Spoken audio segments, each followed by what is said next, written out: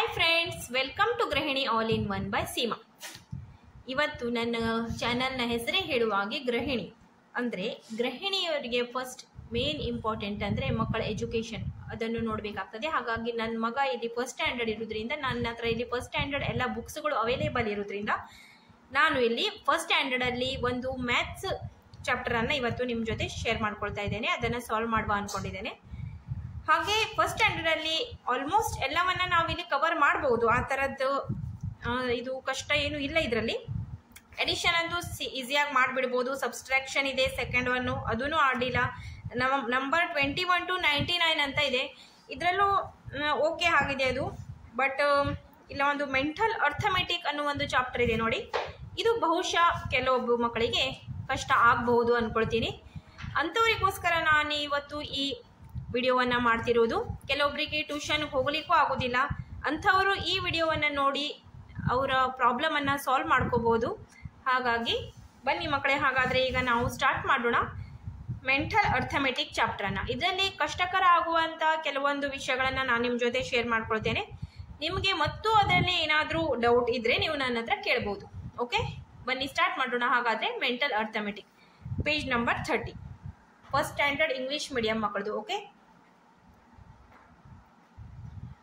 Okay ಮಕ್ಕಳೇ, ಈಗ start ಮಾಡೋಣ. ಇಲ್ಲಿ ಲೆಸನ್ ನಂಬರ್ 13 ಮೆಂಟಲ್ ಅರ್ಥಮೆಟಿಕ್ ಅಂತ ಕೊಟ್ಟಿದ್ದಾರೆ. ಈ ಸ್ಟಾರ್ಟಿಂಗ್ ಎಂತ ತೊಂದರೆ ಇಲ್ಲ ಇದರಲ್ಲಿ. ಜಸ್ಟ್ ಫಸ್ಟ್ ಇದರಲ್ಲಿ 4 chocolates plus 2 chocolates is equal to dash chocolates. ಇದರಲ್ಲಿ ಎಂತ ಕಷ್ಟ ಬರ್ಲಿಕ್ಕಿಲ್ಲ ನಿಮಗೆ ಮಕ್ಕಳೇ. ಇದರಲ್ಲಿ ಎಂತ ಇಲ್ಲ, 4 ಪ್ಲಸ್ 2 ಅನ್ನ ಆ್ಯಡ್ ಮಾಡಿದ್ದಾರೆ. 4ಗೆ 2 ಅನ್ನ ಆ್ಯಡ್ ಮಾಡಿದರೆ 6 ಬರೋದ್ರಿಂದ 4 chocolates plus 2 chocolates is equal to 6 chocolates. Okay, ಇದರಲ್ಲಿ ಮತ್ತೆ next 5 parrots plus 4 parrots is equal to dash. ಯಾವಾಗ ಎಡಿಷನ್ ಮಾಡಬೇಕಾದ್ರೆ ಒಂದು ರೂಲನ್ನು ನೆನ್ಪಿಟ್ಕೊಳ್ಳಿ. ಯಾವುದು ದೊಡ್ಡ ಸಂಖ್ಯೆ ಇದೆ ಅದನ್ನು ನೀವು ನಿಮ್ಮ ತಲೆಯಲ್ಲಿ ಸಣ್ಣ ನಂಬರ್ ಯಾವುದಿದೆ ಅದು ಕೈಯಲ್ಲಿ ಇಟ್ಕೊಳ್ಳಿ.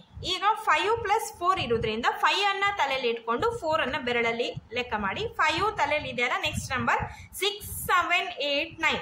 So answer is 9. 5 parrots plus 4 parrots is equal to 9 parrots. Next ಇದನ್ನು ಕೂಡ ಹಾಗೆ ಮಾಡಿ. 3 ಪ್ಯಾರೋಟ್ಸ್. ಇವು ಮೂರು ನಿಮಗೆ ನೋಡಿ ಮಾಡ್ಲಿಕ್ಕೆ ಈಸಿ ಆಗ್ತದೆ ಏನು ಅನ್ನೋದನ್ನು ನೀವು ಇಲ್ಲಿ ನಿಮ್ಗೆ ನೀವೇ ಎಕ್ಸಾಮಿನ್ ಮಾಡ್ಕೊಳ್ಳಿ.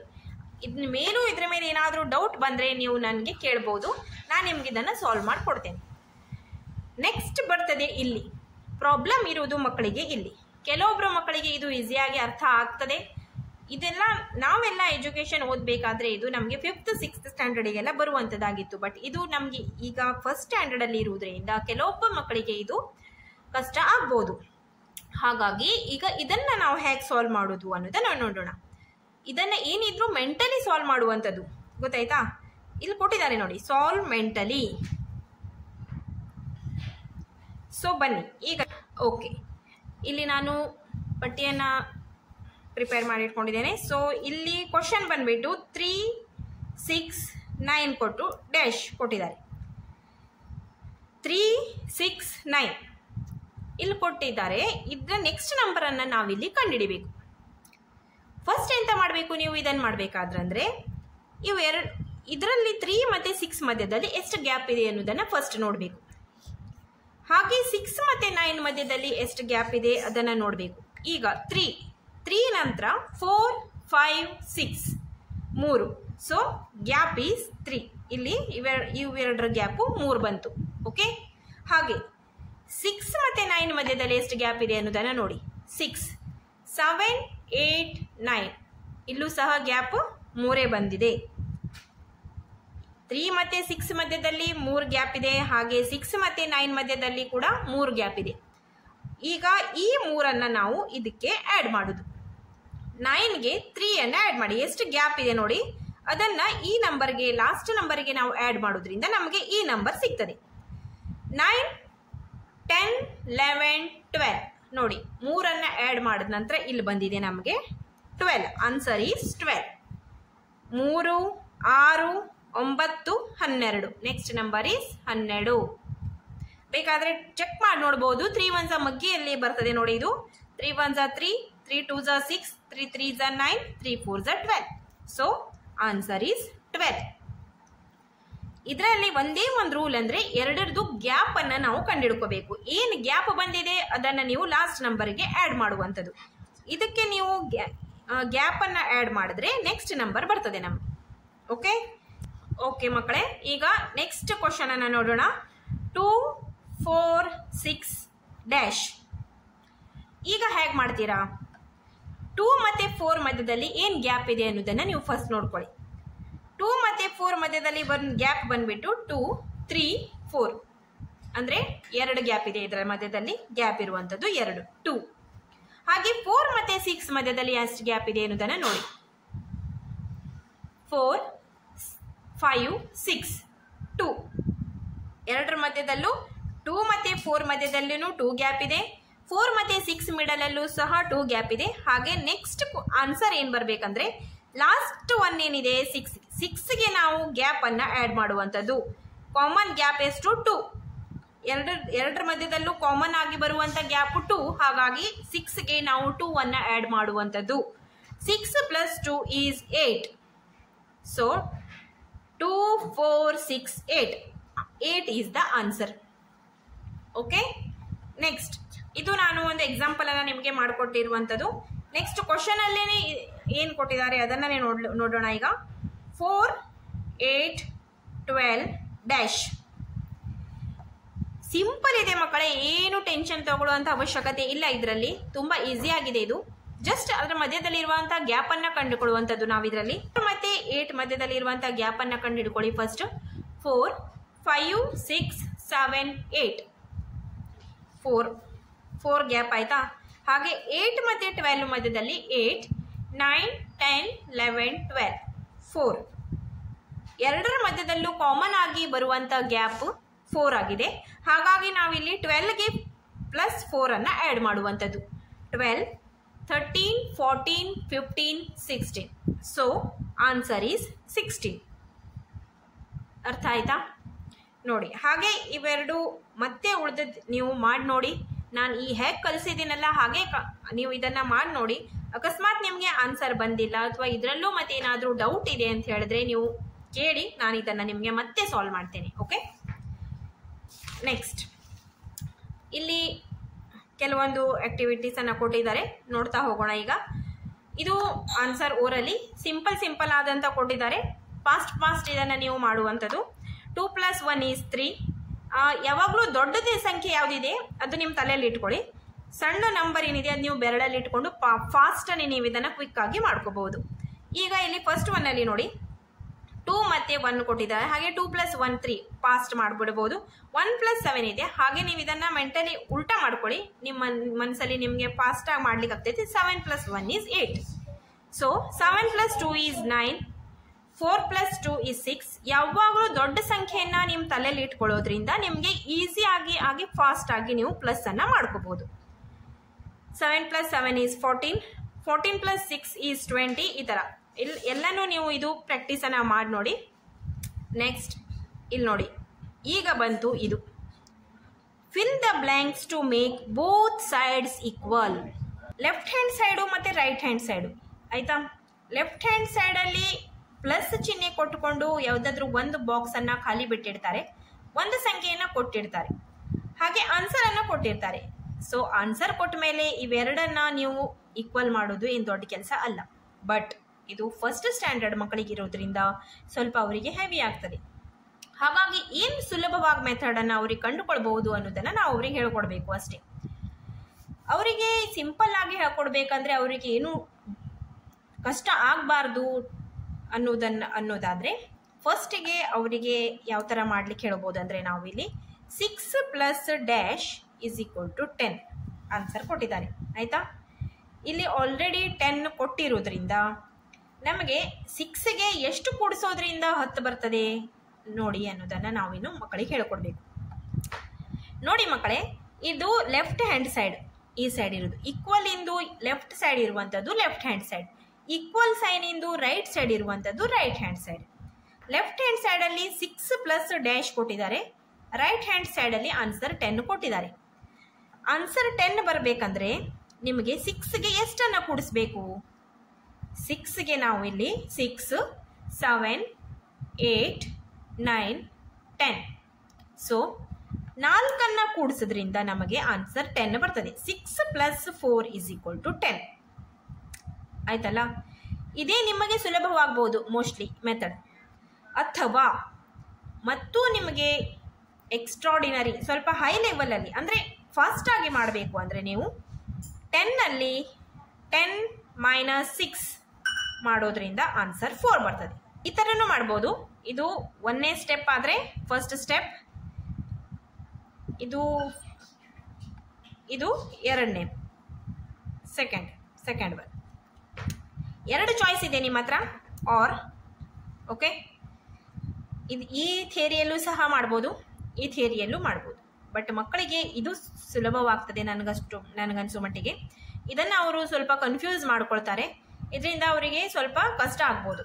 ಇದೇ ಅವರಿಗೆ ಸರಿಯಾದ ಮೆಥಡ್, ಸಿಂಪಲ್ ಆಗಿರ್ತದೆ. ಯಾಕಂದರೆ ಅವರು 10 ಬರಬೇಕಂದ್ರೆ 6ಗೆ ಎಷ್ಟು ಕೂಡಿಸಿದ್ರೆ 10 ಬರ್ಬೋದು ಅನ್ನೋದನ್ನು ಈಸಿಯಾಗಿ ಕ್ಯಾಲ್ಕುಲೇಟ್ ಮಾಡ್ಕೊಳ್ತಾರೆ. ಹಾಗಾಗಿ ಇದೇ ಮೆಥಡ್ ನನಗನ್ಸೋ ಮಟ್ಟಿಗೆ ಮಕ್ಕಳೇ ನೀವು ಇದನ್ನೇ ರೂಢಿ ಮಾಡ್ಕೊಳ್ಳಿ. ಆಯಿತಾ? ನೆಕ್ಸ್ಟ್ ಇನ್ನೊಂದು ಕ್ವಶನ್ ಅನ್ನು ಮಾಡಿ ನೋಡೋಣ. ಇಲ್ಲಿ ನೋಡಿ, ಈ ಥರದ ಬಾಕ್ಸ್ ಆಯ್ತಲ್ಲ, ಈಗ ಫಸ್ಟ್ ಬಾಕ್ಸ್ ಖಾಲಿ ಕೊಟ್ಟಿದ್ದಾರೆ +6 = 9. ಇದು ಕೂಡ ಹಾಗೆ ಮಾಡೋದು. Same left hand side right hand side ಕೊಟ್ಟಿರ್ತಾರೆ.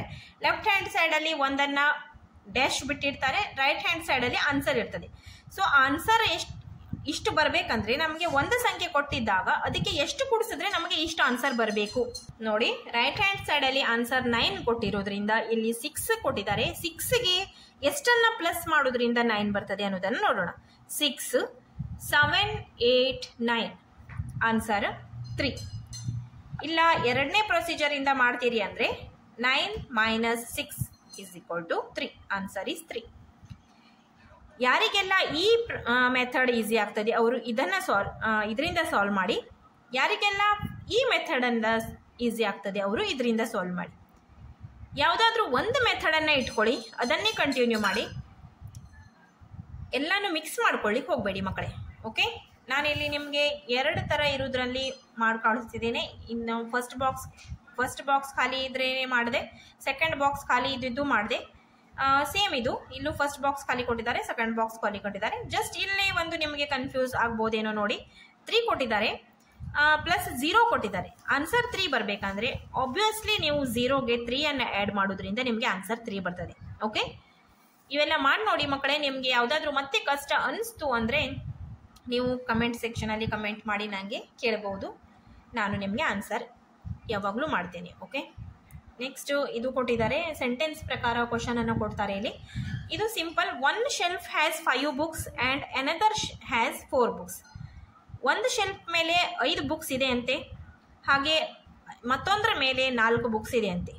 There are dash books in both shelves. 2 shelves ಸೇರಿ ಅಷ್ಟು ಬುಕ್ಸ್ ಎಷ್ಟಿದೆ ಅಂತ ಕ್ವಶನ್ ಕೇಳಿದ್ದಾರೆ. ಮೇಲೆ ಒಂದು ಶೆಲ್ಫ್ ಮೇಲೆ 5 ಬುಕ್ಸ್ ಇದೆ, ಹಾಗೆ ಇನ್ನೊಂದು ಶೆಲ್ಫ್ ಮೇಲೆ 4 ಬುಕ್ಸ್ ಇದೆ.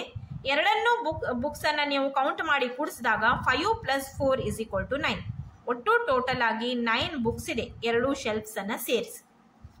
ಓಕೆ, ನೆಕ್ಸ್ಟ್ ಎರಡನೇ ಕ್ವಶನ್ ಬಂದ್ಬಿಟ್ಟು, Suma collects 5 rupees from Har father and 10 rupees from her mother.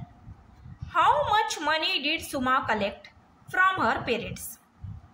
Suma ಎಂತ ಮಾಡ್ತಾಳಂದ್ರೆ ಅವಳ ತಂದೆಯಿಂದ 5 ರೂಪೀಸನ್ನು ಕಲೆಕ್ಟ್ ಮಾಡ್ತಾಳೆ, ಹಾಗೆ ಅವಳ ತಾಯಿಯಿಂದ 10 ರೂಪೀಸನ್ನು ಕಲೆಕ್ಟ್ ಮಾಡ್ತಾಳೆ.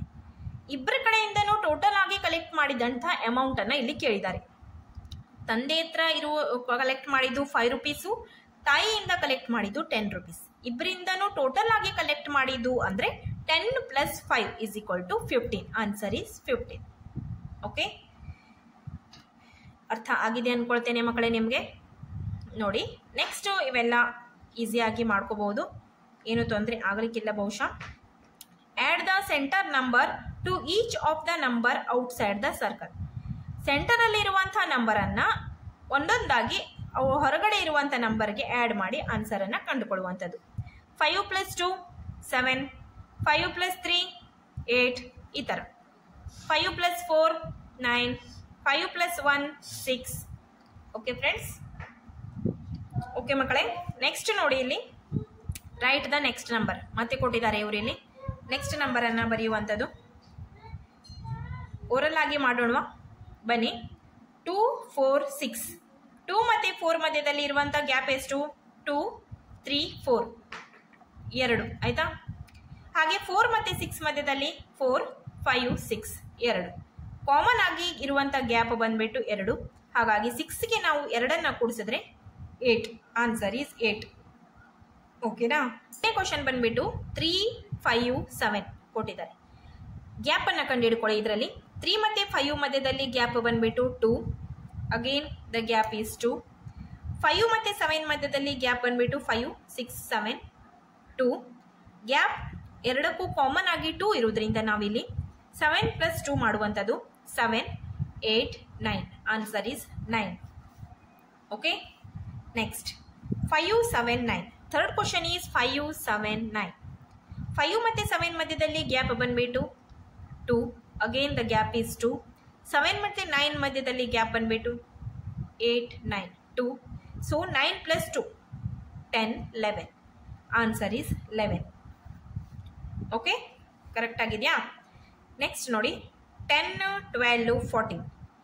10 ಮತ್ತು 12 ಮಧ್ಯದಲ್ಲಿ ಗ್ಯಾಪ್ ಎಷ್ಟಿದೆ? 2 ಕೊಟ್ಟಿದ್ದಾರೆ. 2 ಗ್ಯಾಪ್ ಇದೆ. 10 11 12.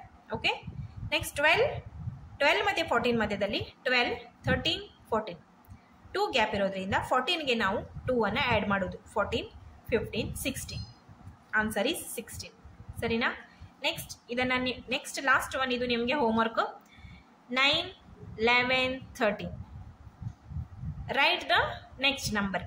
ಓಕೆ, ಮಾಡಿ ಇದರ ಆನ್ಸರನ್ನು ಮಕ್ಕಳೇ ನೀವು ನನಗೆ ಕಮೆಂಟ್ ಸೆಕ್ಷನಲ್ಲಿ ತಿಳಿಸಿ. ಓಕೆ, ಈಗ ನೆಕ್ಸ್ಟ್ ಏನಿದೆ ಅನ್ನೋದನ್ನು ನೋಡೋಣ. ಇಲ್ಲೂ ಕೂಡ ಹಾಗೆ,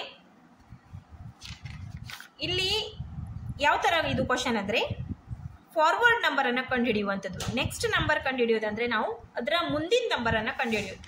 ಹಾಗೆ ಇಲ್ಲಿ ಅಂತ ಕೊಟ್ಟಿದ್ದಾರೆ ಅಂದರೆ ನಮಗೆ count the backward and give the next number. ಇಲ್ಲಿ ನಮಗೆ ಹಿಂದುಗಡೆಯಿಂದ ಉಲ್ಟಾ ಕೊಟ್ಟಿರೋದ್ರಿಂದ ಇದು ನಿಮಗೆ ಸ್ವಲ್ಪ ಕನ್ಫ್ಯೂಸ್ ಆಗ್ಬೋದು. ಏನೂ ಕನ್ಫ್ಯೂಷನ್ ಮಾಡಿಕೊಳ್ಳೋ ಅವಶ್ಯಕತೆ ಇಲ್ಲಿ ಇಲ್ಲ. ಈಸಿಯಾಗಿ ಇದನ್ನು ನಾವು ಮ್ಯಾನೇಜ್ ಮಾಡ್ಬೋದು. ಸೇಮ್ ಮೆಥಡ್ ಒಂದೇಯ, ಅದರದ್ದು ನಾವು ಜಸ್ಟ್ ಗ್ಯಾಪನ್ನು ಕಂಡುಹಿಡ್ಕೊಳ್ಳೋದು. ಓಕೆ, ಈಗ ನೋಡಿ 8 6 4 ಡ್ಯಾಶ್ ಕೊಟ್ಟಿದ್ದಾರಾ? ಈಗ ಬ್ಯಾಕ್ವರ್ಡ್ ಪೊಸಿಷನಲ್ಲಿ ಇದೆ ಇದು. ಓಕೆ, ಉಲ್ಟಾ ಏರಿಕೆ ಕ್ರಮ ಅಲ್ಲ, ಇಳಿಕೆ ಕ್ರಮ. ಉಲ್ಟಾ ಕಡಿಮೆ ಆಗ್ತಾ ಬಂದಿದೆ. Same procedure same. ಓಕೆ, ಮುಂದಿಂದು ನೆಕ್ಸ್ಟ್ ನಂಬರ್ ಕಂಡುಹಿಡಿಬೇಕಾದ್ರೆ ನೀವು ಪ್ಲಸ್ ಮಾಡ್ತಿದ್ರಿ. ಇಲ್ಲಿ ಬ್ಯಾಕ್ವರ್ಡ್ ನಂಬರನ್ನು ಕಂಡುಹಿಡಿಬೇಕಾದ್ರೆ ನೀವು ಇಲ್ಲಿ ಮೈನಸ್ ಮಾಡಬೇಕು. ಗ್ಯಾಪ್ ಕಂಡುಹಿಡ್ಕೊಳ್ಳುವ ಮೆಥಡ್ ಅಂತೂ ಸೇಮ್, ಆಲ್ಮೋಸ್ಟ್ ಎಲ್ಲ ಸೇಮ್ನೇ ಇದೆ. ಜಸ್ಟ್ ಒಂದೇ ಒಂದು ಸ್ವಲ್ಪ ಡಿಫ್ರೆನ್ಸ್ ಏನಂದರೆ ಏನು ಗ್ಯಾಪ್ ಬಂದಿದೆ ಅದನ್ನು ನೀವು ನೆಕ್ಸ್ಟ್ ಮೈನಸ್ ಮಾಡಿ. 8 ಮತ್ತು 6 ಮಧ್ಯದಲ್ಲಿ ಗ್ಯಾಪ್ ಎಷ್ಟಿದೆ? 6 7 8. 2 ಗ್ಯಾಪ್ ಇದೆ. ಇದರ ಮಧ್ಯದಲ್ಲಿ ಬಂದ್ಬಿಟ್ಟು 2 ಗ್ಯಾಪ್. 4 ಮತ್ತು 6 ಮಧ್ಯದಲ್ಲಿ ಎಷ್ಟು ಗ್ಯಾಪ್ ಇದೆ? 4 5 6. ಇಲ್ಲೂ ಕೂಡ ಗ್ಯಾಪ್ ಬಂದ್ಬಿಟ್ಟು 2 2 ಅಂದರೆ ಕಾಮನ್ ಆಗಿ ಗ್ಯಾಪ್ ಬಂದ್ಬಿಟ್ಟು 2. ಸೊ 4ಅಲ್ಲಿ -2 ಮಾಡಿ. 4 - 2 = 2. Answer is 2. 2 4 6 8. 8 8 6 4 2. 2 is the answer.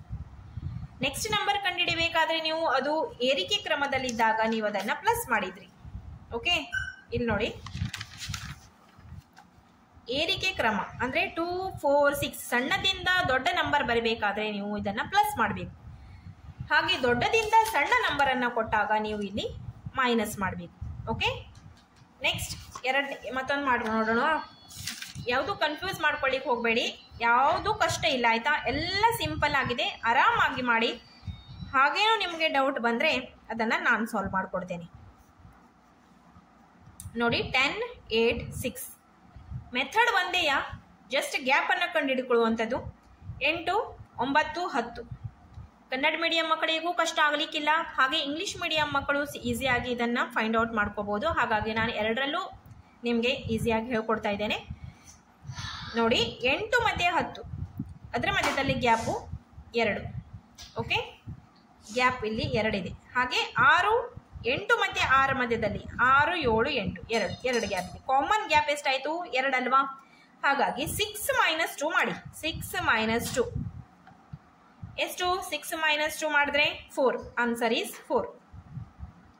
ನೋಡಿ ಇಲ್ಲಿ ಇದ್ರ ಮಧ್ಯದಲ್ಲೂ ಗ್ಯಾಪ್ 2 ಆಯ್ತಲ್ಲ. ಈಗ 6 4 4 5 6 4 6 8 10 ಸರಿ ಆಯ್ತಾ? Answer is 4. ಈ ಥರ ನೋಡಿ.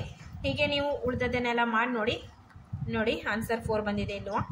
ಓಕೆ. ಮತ್ತು ನಿಮಗೆ ಇಲ್ಲಿ ಕನ್ಫ್ಯೂಷನ್ ಅನಿಸ್ತು ಅಂದರೆ ಕೇಳಿ ಮಕ್ಕಳೇ. ಓಕೆ. ಇಲ್ಲಿ next say whether the following statements are true or false. ಇಲ್ಲಿ ಅವರು ಕ್ವಶನ್ ಅನ್ನ ಕೊಟ್ಟಿದ್ದಾರೆ, ಉಲ್ಟಾ ಪಲ್ಟಾ ಮಾಡಿಕೊಟ್ಟಿದ್ದಾರೆ. ನೀವು ಇದನ್ನ ಮಾಡಿ ನೋಡಿದ ನಂತರ ಇದು ನಿಜನಾ ಸುಳ್ಳ ಅನ್ನೋದನ್ನ ನೀವು ಇಲ್ಲಿ ಕೊಡಬೇಕು. 3 + 2 = 5. 3ಗೆ 2 ಆ್ಯಡ್ ಮಾಡೋದ್ರಿಂದ 5 ಬರ್ತದ. So this one is true.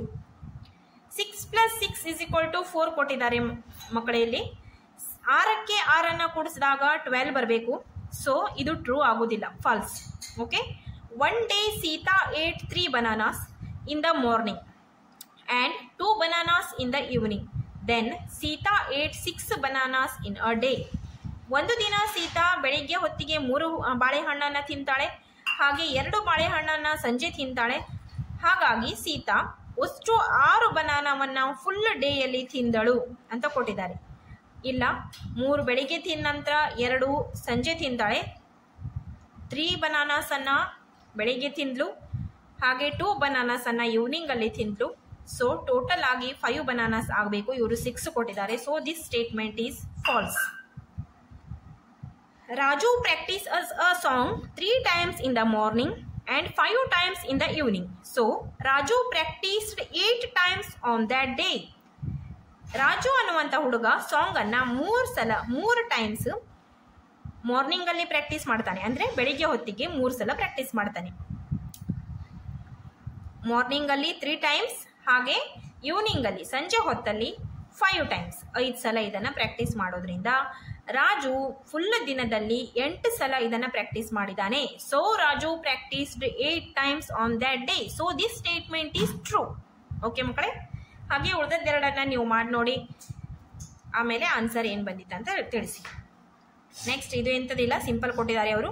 1 + 1 = 2, 2 + 1 = 3, 3 + 1 = 4, 4 + 1 = 5, 5 + 1 = 6. ಹಾಗೆ ಒಂದು ಲೈನನ್ನು ಪೂರ್ತಿ ಕಂಟಿನ್ಯೂ ಮಾಡ್ತಾ ಹೋಗುವಂಥದ್ದು. ನೆಕ್ಸ್ಟ್ 2 + 2 = 4, 4 + 2 = 6, 6 + ಏನು ಆನ್ಸರ್ ಬಂದಿದೆ ಅದಕ್ಕೆ ಅವ್ರು ಕೊಟ್ಟು ಕ್ವಶನ್ ಅನ್ನು ನಾವು ಆ್ಯಡ್ ಮಾಡ್ತಾ ಹೋಗೋದು. ನಮ್ದು ಸ್ಟಾರ್ಟಿಂಗ್ ಅಲ್ಲಿ ಏನು ಆನ್ಸರ್ ಬರ್ತದೆ ಅದಕ್ಕೆ ಮತ್ತೆ ಕ್ವಶನ್ ಅನ್ನು ಆ್ಯಡ್ ಮಾಡೋದು, ಮತ್ತೆ ಆನ್ಸರ್ ಬರ್ತದೆ ಅದಕ್ಕೆ ಮತ್ತೆ ಕ್ವಶನ್ ಅನ್ನು ಆ್ಯಡ್ ಮಾಡೋದು, ಮತ್ತೆ ಆನ್ಸರ್ ಬರ್ತದೆ ಆನ್ಸರ್ಗೆ ಕ್ವಶನ್ ಆ್ಯಡ್ ಮಾಡಿ, ಹೀಗೆ ಲೈನ್ ಅನ್ನು ಕಂಪ್ಲೀಟ್ ಮಾಡಿ. ಸೊ ನೆಕ್ಸ್ಟ್ ಒನ್ ಈಸ್ ಇದು ಆ್ಯಡ್. 1 + 0 = 1, 3 + 1 ಇವೆಲ್ಲ ನೀವು ಓರಲಿ ಮಾಡ್ಬೋದು, ಈಸಿ ಆಗಿದೆ, ಇದೇನು ಟೆನ್ಷನ್ ಆಗಲಿಕ್ಕಿಲ್ಲ ಮಕ್ಕಳಿಗೆ ನಿಮಗೆಲ್ಲ. ಸೇ ದ ಆನ್ಸರ್ ಓರಲಿ, ಇದು ಕೂಡ ಓರಲಿ ಮಾಡುವಂಥದ್ದು. ಇದೂ ಏನು ಕಷ್ಟ ಆಗುವುದಿಲ್ಲ ಅನ್ಕೊಳ್ತೇನೆ. ಒಂದು ಕ್ವಶನ್ ಅನ್ನು ನಿಮಗೆ ಓದಿ ಹೇಳ್ತೇನೆ ನೋಡಿ. A fruit vendor has 9 mangoes and 8 apples in his basket. How many fruits are there in his basket? ಒಂದು ಫ್ರೂಟ್ ವೆಂಡೋರ್ ಅಲ್ಲಿ 9 mangoes ಮತ್ತೆ 8 apples ಒಂದು ಬಾಸ್ಕೆಟ್ ಅಲ್ಲಿ ಇದೆ. ಹಾಗಾಗಿ ಒಟ್ಟು ಎಷ್ಟಿದೆ ಅಂತ ಕೇಳಿದ್ದಾರೆ. 8 + 9 ಅನ್ನ ಮಾಡಿ, 9ಗೆ 8 ಅನ್ನ ಆ್ಯಡ್ ಮಾಡಿ. 9 10 11 12 13 14 15 16 17 ಎಷ್ಟು? 9 + 8 ಮಾಡಿದಾಗ 17 ಆನ್ಸರ್ ಬಂತು. ಹಾಗೆ ಅದು ಪ್ಲಸ್ ಮಾಡುವಂಥದ್ದು ಓರಲಿ ಮಾಡ್ತಾ ಹೋಗಿ. ಸೊ ನಾನು ಇವತ್ತು ನಿಮಗೆ ಇಲ್ಲಿ ಮೆಂಟಲ್ ಅರ್ಥಮೆಟಿಕ್ ಅನ್ನು ಮುಗಿಸಿದ್ದೇನೆ ನೋಡಿ. ಮತ್ತೆ ಯಾವುದೇ ಕ್ವಶನ್ ಇದ್ರೂ ನೀವು ಇಲ್ಲಿ ಕೇಳಬಹುದು. ಓಕೆ. ಮತ್ತು ಇದನ್ನು ಬಿಟ್ಟು ಮಕ್ಕಳೇ ನಿಮಗೆ ಫಸ್ಟ್ ಸ್ಟ್ಯಾಂಡರ್ಡ್ ಅಲ್ಲಿ, ನನ್ನ ಮಗ ಫಸ್ಟ್ ಸ್ಟ್ಯಾಂಡರ್ಡ್ ಅಲ್ಲಿ ಇರೋದ್ರಿಂದ ನನಗೆ ಫಸ್ಟ್ ಸ್ಟ್ಯಾಂಡರ್ಡ್ ಎಲ್ಲ ಬುಕ್ಸು ಅವೈಲೇಬಲ್ ಇದೆ. ಮತ್ತು ಯಾವುದೇ ಸಬ್ಜೆಕ್ಟಲ್ಲೂ ನಿಮಗೆ ಏನೇ ಕೊರತೆ ಇದೆ ಅಥವಾ ಯಾವುದಾದ್ರೂ ನಿಮಗೆ ನಾನು ಹೇಳ್ಕೊಡ್ಬೋದು ಅಂತ ನಿಮಗೆ ಏನಾದರೂ ಬೇಕು ಅನಿಸಿದ್ರೆ ನೀವು ನನಗೆ ಕಮೆಂಟ್ ಸೆಕ್ಷನಲ್ಲಿ ಹೇಳ್ಬೋದು. ನಾನು ಅದನ್ನು ಸಾಲ್ವ್ ಮಾಡಿಕೊಡ್ತೀನಿ. ಹಾಗೆ ಮ್ಯಾಥ್ಸಲ್ಲಿ ಮತ್ತೆ ಯಾವುದಾದ್ರೂ ಚಾಪ್ಟರ್ ಬೇಕಂದ್ರೂ ನೀವು ಕೇಳಿ, ನಾನು ಅದನ್ನು ಮಾಡಿಕೊಡ್ತೇನೆ. ಇದರಲ್ಲಿ ನನಗೆ ಸ್ವಲ್ಪ ಡಿಫಿಕಲ್ಟ್ ಅನಿಸಿದಂದರೆ ಇದೆಯಾ ಮೆಂಟಲ್ ಅರ್ಥಮೆಟಿಕ್, ಬಿಟ್ಟರೆ ಇವೆಲ್ಲ ಈಸಿಯಾಗಿ ಮಾಡಬಹುದು. ಆದರೂ ನಿಮ್ಮದೆಲ್ಲ ಯಾರಾದರೂ ನೀವು ರಿಕ್ವೆಸ್ಟ್ ಮಾಡಿದ್ದೇ ಆದರೆ ಬೇರೆ ಯಾವುದಾದ್ರೂ ಚಾಪ್ಟರ್ ಬೇಕು ಅಂತ ಹೇಳಿದ್ರೆ ನಾನಿಲ್ಲಿ ಮಾಡಲಿಕ್ಕೆ ರೆಡಿ ಇದ್ದೀನಿ. ಸೊ ಓಕೆ ಫ್ರೆಂಡ್ಸ್, ಎಲ್ಲ ಮಾಡಿ, ಎಲ್ಲ ನಿಮಗೆಲ್ಲ ಹೆಲ್ಪ್ಫುಲ್ ಆಗಿದೆ ಅಂದ್ಕೊಳ್ತೇನೆ ವಿಡಿಯೋ. ಹಾಗೆ ವಿಡಿಯೋವನ್ನು ಆದಷ್ಟು ಸಬ್ಸ್ಕ್ರೈಬ್ ಮಾಡ್ಕೊಂಡು ನೋಡಿ. ಮತ್ತೆ ಸಿಗ್ತೇನೆ ನಿಮಗೆ ಇನ್ನೂ ಹೆಚ್ಚಿನ ವಿಡಿಯೋವೊಂದಿಗೆ. ಅಲ್ಲಿ ತನಕ ಬಾಯ್ ಬಾಯ್ ಫ್ರೆಂಡ್ಸ್, ಟೇಕ್ ಕೇರ್.